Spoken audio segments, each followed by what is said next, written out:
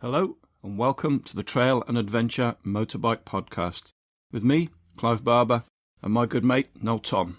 For the days when you can't ride your bike, there's always the Trail and Adventure Motorbike Podcast.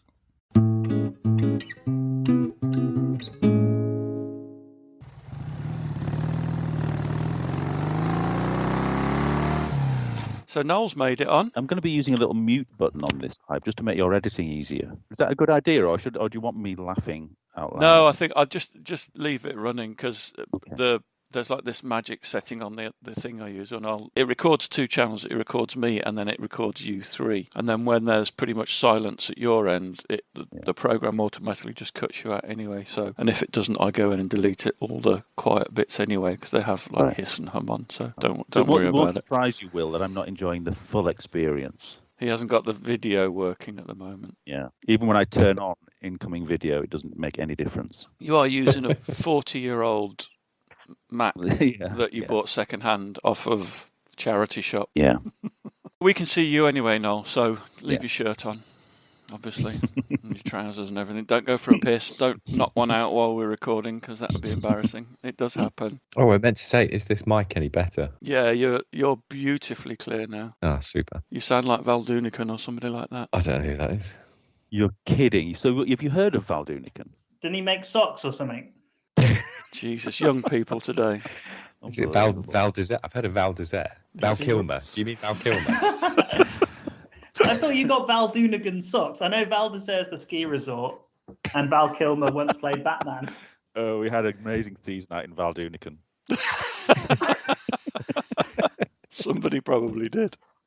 Oh yeah, Val Doonican was a bit of a crooner and a raconteur, and he was very big in on one of the three channels back in the olden days when we were kids. Probably a huge Saturday night show after Cilla Black. We should probably talk about motorbikes, shouldn't we? No, you've just met Alex. Alex joined us last week for what turned out to be part one. We talked about which bike you should get for about 38 minutes and then came to the obvious conclusion you should just get a really small one. We also talked about what kit you should get, minimum requirements, what you need to chuck on your bike. Oh, I thought about that, Clive. I forgot to say waterproof socks if you haven't got waterproof boots. Yeah, obvious really, isn't it? Yeah, definitely waterproof socks. Are you drinking whiskey as well, or is that actually your urine? It's not, though. I'd be very unimpressed with myself if it was that colour. It's a Mac, so it's like whiskey and green ginger wine, which I'm sure is sacrilegious for some people, but I like it. Will's a whiskey man. Is that okay, Will? Whiskey and ginger wine. You're on mute. Yeah. Oh, because the cat was at the window yowling at me again. Yeah, I'm actually on. I'm on this one. Where is it? Wow, you got a tray. That's cool. That's the one. That's the one I gave you, wasn't it? Yeah, it is. Yeah, fantastic. Not much left of it now, actually. Goes down smooth. Archie's actually opened the bottle that you recommended to him. Opened it last night. So it's taken him a month to get onto it, but we got there in the end. So anyway, look, normal rules apply. Only one person speaking at a time. Try and avoid that active listening where you go, oh yes, and things like that. I struggle with that. But and also try and avoid the ums and the because it drives me fucking insane having to edit all those out. So try and speak without those. If you do go wrong, just feel free just to stop and start again. Because again, it's called active listening. Yeah, it's active listening is especially important when you're doing, when you're on the phone. Yeah. Because it just shows to somebody that, like you just did then. Yeah, I'm still here. I'm hearing you, and that's active listening. It's sort of don't do everything you would do on a first date, isn't it? Well, I imagine you do a lot. You'd do a lot of active listening on a first date, wouldn't you? You would, yes. Yeah, but I would. Yeah. No, I think you'd be right to do that, but it doesn't really work on a podcast. It drives me nuts on podcasts. There are a few things. There's vocal fry, uptick, and active listening that drives me nuts on. So I've been doing this podcast. Oh, I know what I was just going to say. And starting sentences with so, and you just began a sentence with so. I do that all the time. Yeah. So what are those three things you said, Will? What did it actually mean? I suppose vocal fry is when you go, and I don't really know what the answer is. I bought a lobster. Yeah, I think it's a California thing. bucks. What are the other two? Uptick, No, I don't know. That's why I'm asking the question. No, because that's a question. So I bought a motorcycle. Seriously? Oh man, you're in like Australia. Trail? Yeah, I was going to say that's just Australian, isn't it? Yeah. Australian questioning intonation. Yes. And what's the third one? Active listening. Yeah. Okay. It's podcast to listen to, but she does it the whole way through. Yeah. I'm really interested in what the other person is saying. That's why I spend 5 hours editing this stupid bloody podcast, which nobody listens to, apart from Alex, and he's on it this week. I even listened to myself, like when you sent it through, like straight away, and my children were running around, and they were like, "Daddy, is that you in the laptop?" And I'm like, "Yes, it is. Yes, baby, it is. It's not just that you've got my phone and recorded me. It's a proper grown-up thing. It's like the only grown-up thing I've done for about 4.5 years." You lied to your children. Deal with it. I was like, this is one thing that didn't involve you. Constantly, like even my work calls involve my children. Like I'm having a conversation with my boss, and then like halfway through, he's like looking at me, going like, "Are you all right, Alex?" And I've just realised I didn't go on mute when I said, "Yes, sweetheart, what do you need?" And he's like, "I assume you're not talking to me." And I'm like, "Oh no, sorry." I'll come and wipe it in a minute. I've got a great story about that. I was on a team call actually, and my daughter was potty training at the time, and she ran up, and I didn't have myself on mute, and she's like, Dad, I've done it. I did a massive poo. And just like my whole team erupted into laughter. I thought it was great. It's like when Greg once told us through our WhatsApp group that Juno had done a poo on the trampoline. So listen, Danny messaged us, and he's going to love this bit, because he said, when it's just Clive and Noel chatting, that's when the magic happens. Yeah. I think he's right, but you just did that awful vocal fizz or whatever it's called. Yeah, stop that immediately. So Danny's going to like this bit, but everybody else has probably switched off by now. I can get the stats as to how long people actually listen for, and most people have switched off within 10 minutes, because we're not actually talking about motorbikes. That's unless I don't edit all this out, but there's some good stuff in there. Right. So I've got a list of things that we didn't get onto and that we should talk about. And the first thing I wanted to talk about was the TRF, which bizarrely seems to be quite a contentious thing on social media, because people always come up and say, anybody know how I can get hold of a map, or anybody know any lanes in such and such an area? And you just think, just join your local TRF. But then a lot of people come back, "Oh, I'm not spending 50 quid on that, you get nothing back." Never could that be further from the truth. And I think the TRF has changed massively certainly over the last 16 years that I've been a member. So when I first joined, I went along to the meetings, and to be fair, nobody really talked to me. They had their meetings, they discussed various things, didn't get talked to, and I kind of left not having any new riding buddies. But certainly the Cumbria TRF has changed massively now. So they organise rides, they make sure everybody that joins is invited along to a ride. I think it's really different, and I would like to hope that a lot of the other TRF groups have similarly changed if they weren't like that in the first place. There's a few other things to talk about the TRF as well, but I just wanted to get your experiences and thoughts on the TRF. I've got a lot of experience with the TRF as it happens. So I think I offered to help with some IT bits and bobs, and then Mario, who was one of the directors at the time, said, "Oh, you can do computers, can you? Do you want to be a director?" And I thought, yeah, that sounds great. I joined as a director for about 6-7 months or something. Wow. Redid some bits and bobs, kicked off the Green Roads project thing. And then it all just got a bit much, because the leadership is constantly under fire from some of its members, which is a bit of a shame. I think, like you say, it's changed massively over the last 16 years or so. I think a lot of the members didn't like that rapid change. So it was quite confrontational for a bit. But now that change has happened, a lot of those directors have kind of moved on. So now it's less contentious, I think. There's a new status quo. Well, the big change, correct me if I'm wrong, but I think the big change is it's gone from keeping the routes almost private and not really telling anybody where you're allowed to go and ride. Yeah, like the Magic Circle. Because there's a fear that too many people are actually going to go out there and end up getting all the lanes closed. And And I guess the new TRF, and I don't know, I've got no inside information, but my guess is that the new TRF has said, well, actually, what we want to do is get more people out there riding and taking part and contributing. And actually, you've got a far greater lobbying power to actually help keep those lanes open. Yeah, if I can speak on behalf of the TRF, I mean, they would probably say that that's problematic in the same way that it's problematic for the TET, in that people might download, say, the trails local to them at a certain point in time and then go back to them after their membership has lapsed, say, and those trails aren't legal anymore. So they probably had all the issues that the TET has in terms of publishing legal routes at the time, and that might be partly why they've, You're right, and I think you're also wrong now as well, because you're not a member. Yeah. you don't have access to the new Green Road map, which is effectively a live.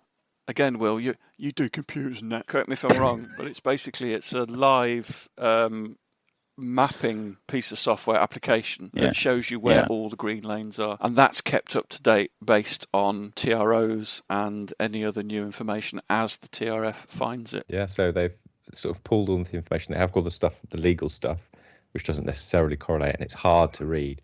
So if you were starting out without this map thing, it's pretty hard. You have to go to the definitive map, and if you cross the border, you've got to go to another definitive map, which means you might have to go to a library somewhere, which is a nightmare. So they pulled together all the different groups and got all of their rights of road officers to kind of chip in local knowledge and build their sections of the map. So when you go to it, it should be, that you can just see all of the byways that you can ride on your motorcycle that weekend. It's pretty special. So you could basically then create a GPX, maybe not in that application, but you could link it up with something else, base camping Garmin or whatever, and just copy the routes, and you could create a GPX for wherever you want to go. But because you're not a member, because you're too tight to pay the 55 quid, you can't look at it, and I'm not going to show you mine either. It's a little bit more complicated than that, my relationship with the TRF. Yeah, it isn't, is it? You're just tight. No, it's not.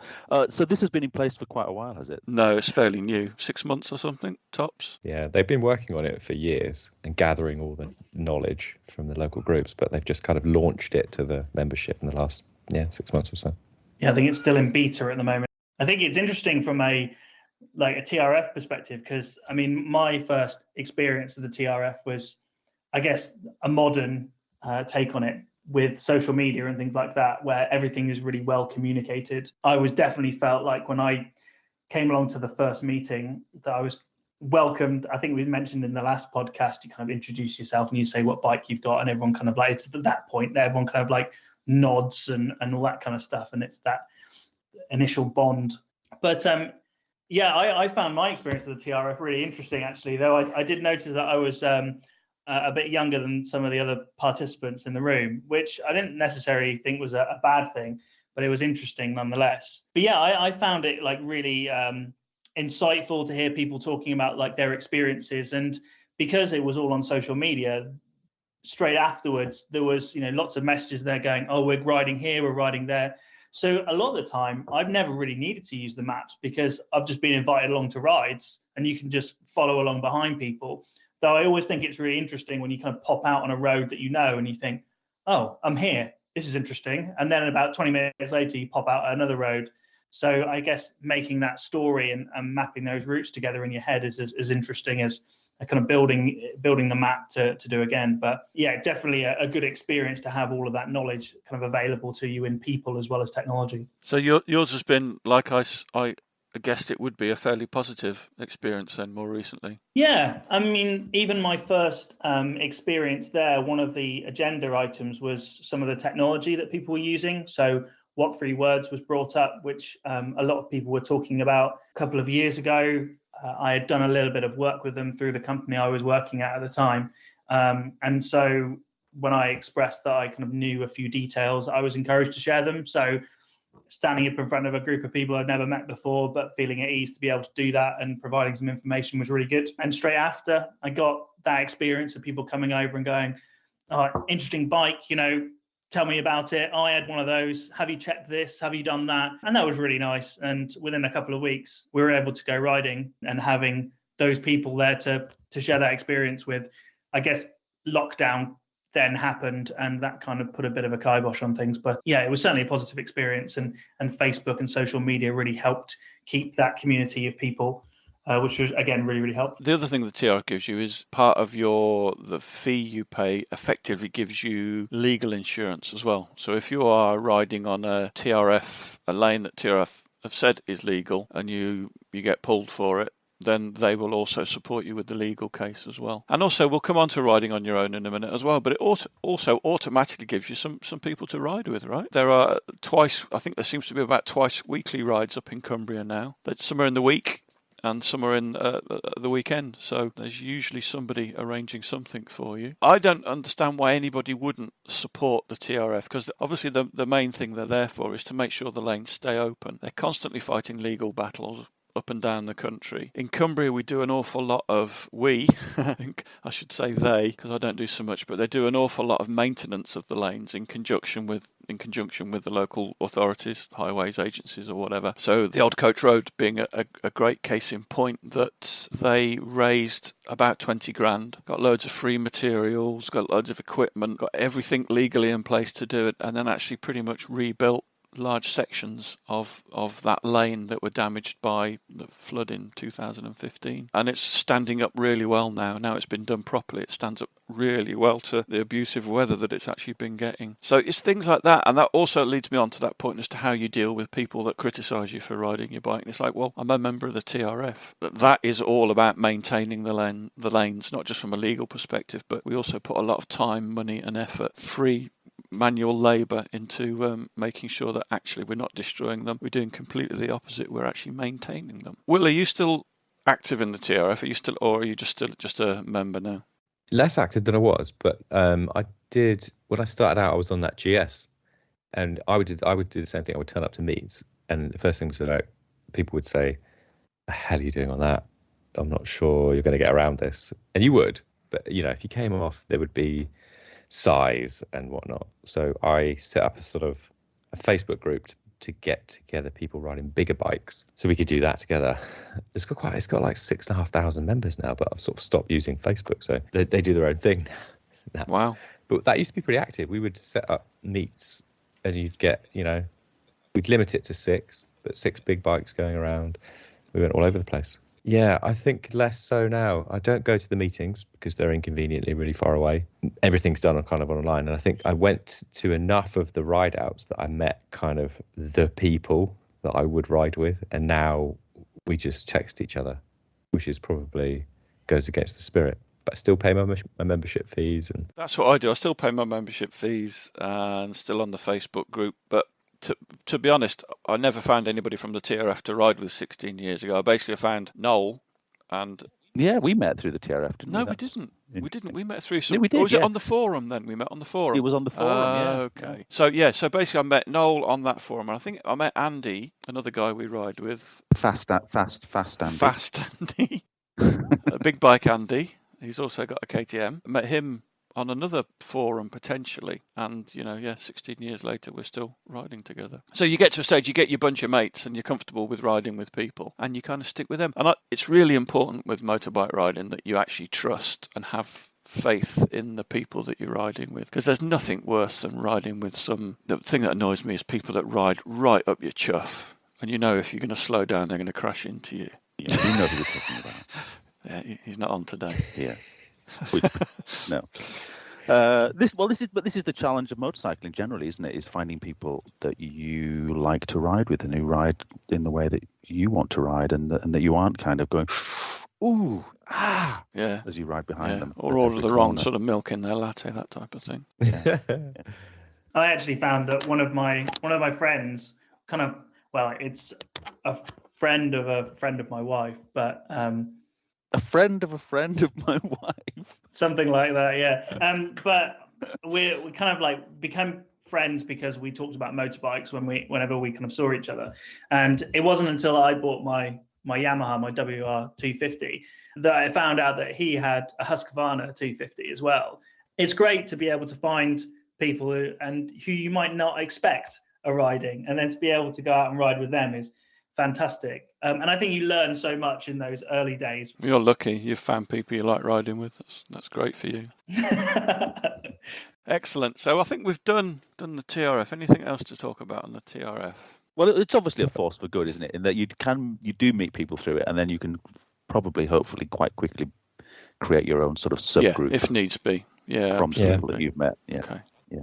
I think you can always set aside the social thing. Like, you think about it as a group that for you to meet people, you can almost just put that aside and say, you pay your road tax. You should also pay your green road tax, and that's kind of what the team. Absolutely. And they're there for you just in case the shit hits the fan legally. So it just seems a no-brainer to me. You're going to spend 200, 300 quid on a pair of boots. You're going to spend endless coin on doing up your bike. Just ship 50 quid to the people that make sure that we can keep riding forever. So the other thing then is if you're not a member of the TRF, or you need to go somewhere else and you haven't got access to the Green Road map, how do you find where you can ride? With great difficulty. I think there are various resources. You've got a View Ranger who, RIP, they're dying because they've sold themselves to a company called Outdoor Active. I mean, there are a lot of outdoor, put your GPX in and you can meet people and do cool stuff, but none of them are kind of motorcycle or car friendly. So that's probably going away. But View Ranger used to be pretty good. You could sort of... Would that actually give you routes? Yeah, give you a full route. Could you trust those routes though? No, that's the part of the problem, isn't it? So technically you could get the route and then you would have to cross-reference it with all of the definitive maps of every county that you cross through, which is a nightmare because you've got overlaying TROs. It's possible to do, but you have to do it every time you ride pretty much because they change so frequently. Yeah. I don't know about you, Will, but some of the definitive maps around my way are not particularly easy to understand and read. They're pretty old.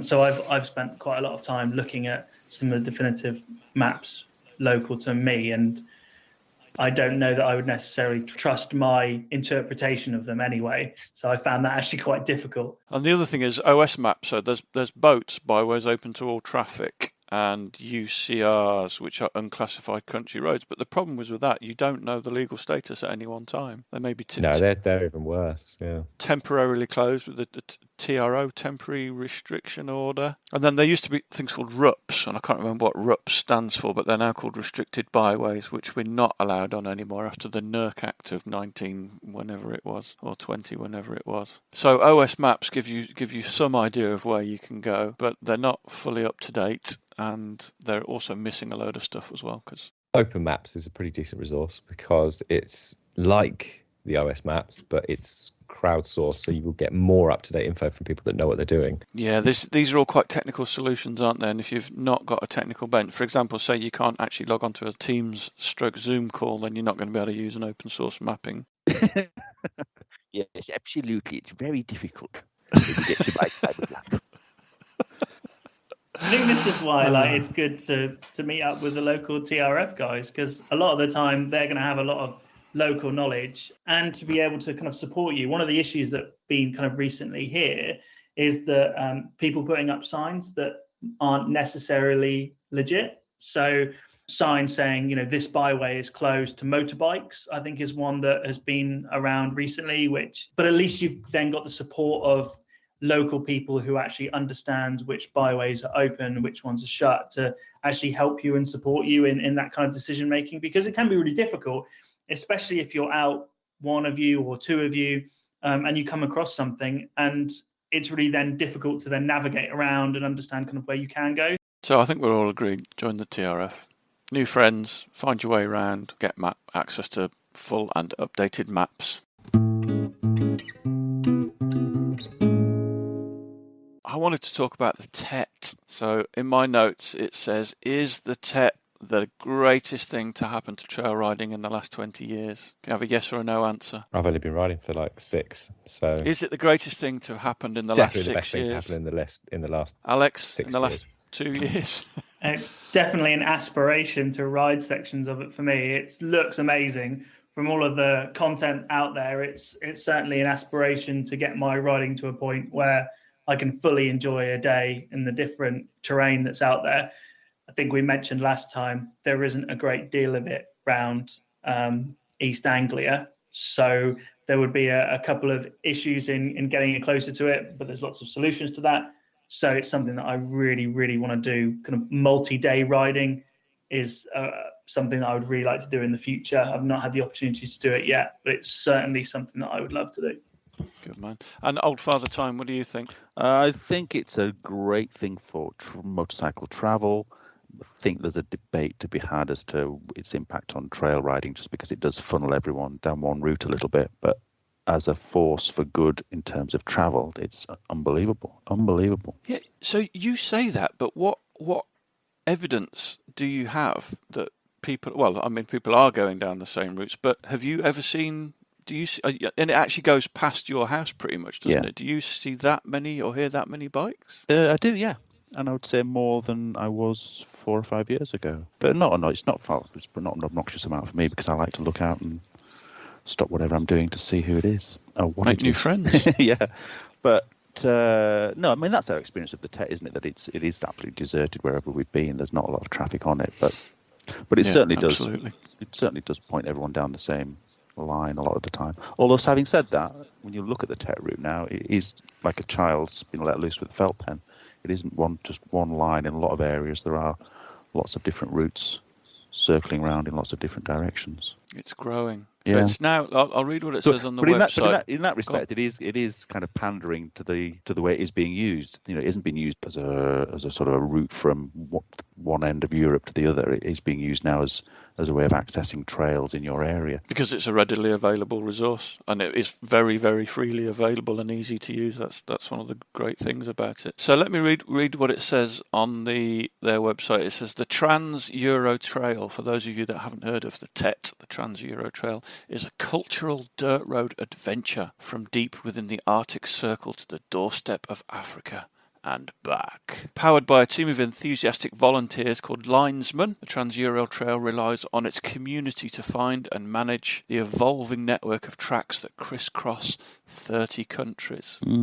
So, John Ross, you're a bloody legend, mate. And if you want to hear more from John, who basically created the Trans-Euro Trail along with our friends supported by our friends at Adventure Spec, then you should go to episode 2 of the Trail and Adventure Motorbike podcast, because we actually interviewed John in a secret location next to a very noisy river on our very first rubbish microphone. Well, there's 4 of us sat round talking into one microphone, but yeah, it's all right. It's a bit annoying, but you can listen to that. 51,000 kilometres. It's huge. And there's some amazing video content on YouTube that further shows how amazing it is as a route. When you watch some of that content, it's sometimes difficult to believe that it's in the UK if the trail that they're riding is actually in the UK.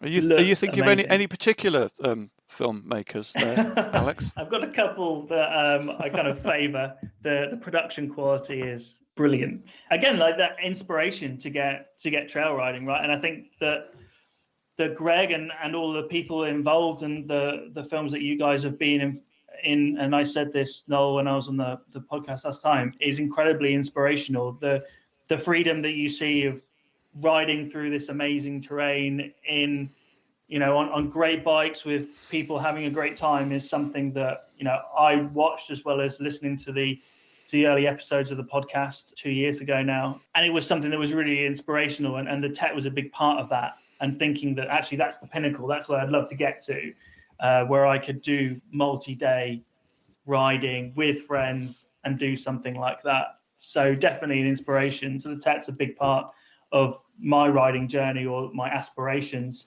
and motivations to get on a dirt bike, maybe leave the road bike in the garage and seek a little bit more adventure. Definitely, and I think that's one of the great things about it. You can just pick up and ride anywhere in Europe. It really is a remarkable resource. And in fact, we've just booked our ferries for next April to Spain. So this was a credit note we had from 2019, which we've now hopefully will get to use next year. But we shall see. That was the bit the accessibility of it. It was the thing whenever I was do road bike trips, they're generally on my own. And I would just sort of go off somewhere. But there was always that barrier to start, because you have to plan it. And the just starting part was always the hardest thing. I think once you actually get going, I would generally just plan the first place I would go to, and then things would happen. But just starting is the hardest part of any adventure. And I think if you've kind of shortcut where you're going to go, that's incredible. Well, just to be able to download that GPS file yeah, and just set off with that guide on your handlebars, it's phenomenal, absolutely phenomenal. I think the big difference that I had as well was when I did road riding, I'm not one of those people who thinks I'm just going to go and get fish and chips 200 miles away. I tend to want to go somewhere. And my issue was always I would get on my bike, and after half an hour, I would just want to get to that place. And I would forget that the adventure was the journey and not the destination. And I would find that I was pushing on, or I was thinking, I want to get to that place so then I can do this thing. But when I go trail riding, I get to a point where I'll do a section sometimes, and sometimes I'll ride it back and I'll ride it again. And that's something that I've never done before in my kind of riding experience, because it is so much fun just to go slowly. In my case, especially just to go slowly and do a couple of sections, or try and improve my riding over some difficult terrain or something like that, which is very different to my road riding, which is something, again, that I really enjoy and is a completely new experience for me. Even though I've been riding a while, I became maybe a little bit, when I was doing my road riding, it was just a case of getting somewhere and it was a means to get there. But trail riding is just such a different experience. Stopping every now and again, talking to your friends, how'd you get on over that? Or my experience of, wow, that was really hard on my old WR, and the beta just makes it so much more fun. So again, the experience of trail riding has kind of opened my eyes back up to having fun whilst riding, as much as road riding is great fun. Well, that's always been my theory, that's why people that ride on the road exclusively go really fast, because that's the only way it's fun. Yeah, I was worried that I was going a shit way, though. If I was going somewhere, I think, well, I'm going to go there, and I would worry, well, have I taken all the shit roads to get there? Or was there a better fish and chip place? Or, what, did I miss some amazing mountain pass or some whatnot? If I did it in California, I rented this Harley Davidson and on a whim, basically, and just went south. I got halfway to eventually where I ended up, thinking, I don't really know where I'm going. I've got no kind of purpose. And have I missed out all the good stuff? Was this just on the day or in life in general? Oh, in life in general. Yeah. Still getting over it, mate. So I love road riding, but I found what I can't do when I'm riding on the road is switch off completely. Whereas when I'm riding on trails, all you're thinking about is the track ahead of you and how to survive it, and not come a cropper in front of somebody's camera. Yes, I always say it's like meditation in a way, because you literally can't think about anything else. Otherwise, you're going to hit a tree or something. Yeah, so I used to hear people talk about road riding and saying, it's just so great, I can switch off and just forget about everything. And that's just not the case for me at all. I'm constantly sort of thinking about all my hopes and fears whilst I'm riding along on the road. But as soon as I'm on the trail, all you're thinking about is not falling. And with your bladder, you're always looking for a toilet as well. Yeah. Does drink a lot of tea. I know coffee as well. I have to say that bit in, is it the Secret Shack, the latest film? Yeah. The Love Shack. When Clive was explaining how to ride in ruts and then had a little whoopsie in a rut, that is like my favourite bit, because I think Will described it and Clive described it, and it was exactly the same, almost word for word. And so as much as it's great when you're in the zone and you flow through the trails and stuff, from an audience perspective, that part of Secret Cabin is one of my favourites. I think it's absolutely hilarious. Though I'm sure, Clive, it wasn't hilarious for you, and I do feel sorry for your toe. It was so funny, because I was like, yeah, listen to me, I am the master and you're the Padawan and you should follow my instructions. Ow! Shameless plug. If you haven't watched The Secret Cabin, go watch it. It's amazing. Do we want to say anything more about the Tet other than to worship at the feet of Mr. Ross? Well, also I would just say, all I would say about the Tet is deal with it through the website and not so much through the Facebook page. Yeah, absolutely. Do you know what? I unsubscribed from the Facebook page because it's so big that there's so much stuff just coming through. It has the capacity to put you off it, I would say, the Facebook page a little bit, possibly. But it puts more barriers up, doesn't it? This is the thing we were saying before, that it's reducing barriers by saying, here's a place, just go off and ride this route, you can do that. And then people put up more barriers by saying, yeah, but which tyres? Yeah. What oil, etc. So we sorted tyres out last week. Here's a question. Is there anything that you need for the TET that you don't need on a day's riding with a TRF or an outing or something like that? Is there any difference between trail riding on a day and the TET? For someone going a day ride or a multi-day? Either. I mean, I assume that the TET, if you're going to go and ride the TET on a day as a normal route, it's just a normal route. But is there any sat nav? You have a sat nav. When you use your phone, that's all you need. Something to look at the GPX file from. Yeah, but I suppose this was the thing. If it's a multi-day, I was stressing about where we were going to stay at night, and I was, making contact with people along the route and research. Well, I think this is a subject for another episode. I think because I think it'd be quite interesting to do a multi-day adventure planning podcast. To work out, mind you, not that we actually do a lot of planning. But that worked, didn't it? If you had a mobile phone, or we didn't even do that, we would just turn up at campsites and say, got any space? I mean, we could talk about that now, but basically what we do is you download the GPX, and if you're in France, for example, there's loads of campsites. You don't even need to think about that. What your guys did on your last trip to Spain is you would get partway through the day, see where you were, and then try and find somewhere. And you were staying in fancy hotels, weren't you? Yeah, for €30, yeah. And there was one thing that was a little bit daunting. We had a place booked for the first night. We got off the ferry and rode straight to that place for the first night. That was all arranged. But after that, we were just on a whim, really. But it worked it worked brilliantly. Booking.com is great for that. There's so many places open up to you that are available. You've just got to sort of go for which one off the pictures. But my experience in Spain was that it was very, very easy, and there were all places that we'd happily go back to. I think the only answer I would have would be for the difference between the TET trip would just take more coffee and more Uncle Ben's rice for the TET trip. Oh, you don't eat that foreign muck, do you? Other than that, they're exactly the same. Yeah, you wouldn't want to eat any of that Spanish or French food now, would you? And in my experience, you don't take any of that. You don't even take a cooking pot. You just ask Noel to boil you up some rice. Yeah. I think they've got a relatively popular rice-based dish in Spain, though.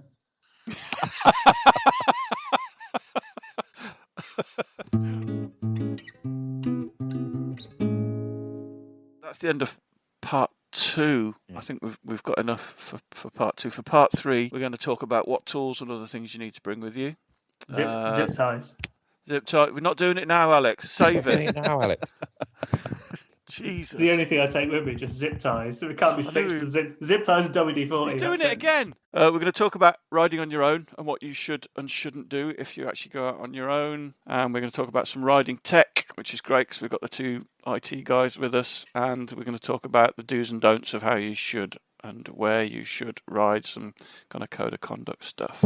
Gentlemen, right. And I think there's possibly even another podcast there about, as I said, planning, multi-day trip planning. Probably another one after that, all about my cat. No.